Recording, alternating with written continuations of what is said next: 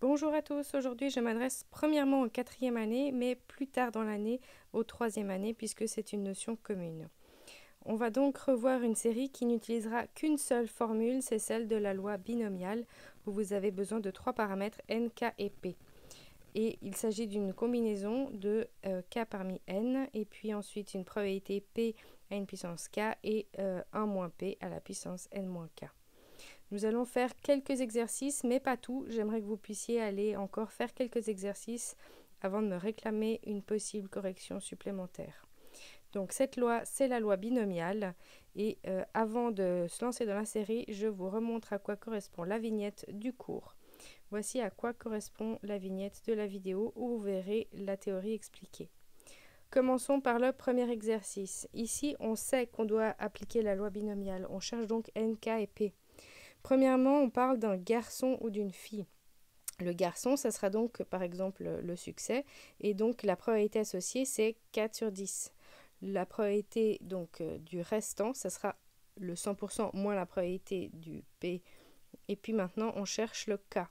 Le K ici, c'est quoi? Eh bien, si j'ai 3 filles et 3 enfants, eh bien, ça veut dire que sur les 3 enfants qui sont N, le K pour notre garçon, c'est le nombre 0. Donc on applique toutes ces n, k et p dans la formule de la loi binomiale. Question B, on va changer. On va aussi avoir 4 sur 10 la probabilité d'un garçon et 6 sur 10 la probabilité d'une fille. Maintenant, on a 4 enfants et on veut 4 filles. Donc pareil, hein, c'est 0 garçon parmi 4 enfants.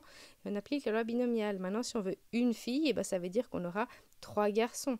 Donc 3, c'est le cas, le succès, et 4, ça reste toujours en haut. Vous devez toujours additionner les puissances du P et du 1 P qui donnent le n. Donc ici, 4.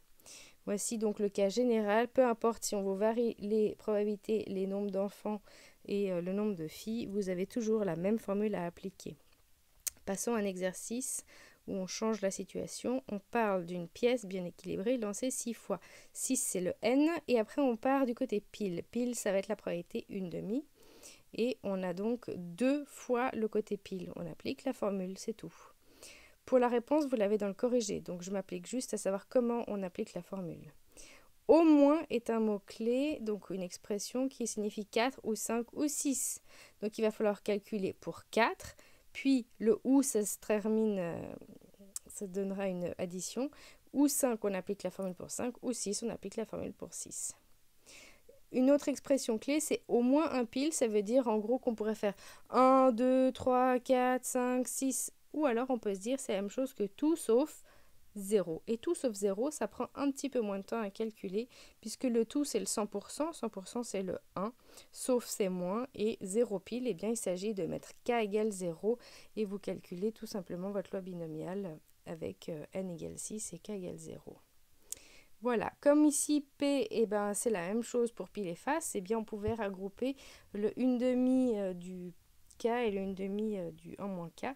Mais pour l'exercice suivant, il faudra varier les probabilités. Je vous laisse démarrer la suite de la série tout seul avant de me réclamer une correction possible. Regardez bien la vidéo de la théorie avant, regardez bien si vous avez le bon résultat en vérifiant les solutions. S'il vous plaît, essayez de faire tout seul avant de demander une correction, mais je la fais s'il faut. Bon travail à tous!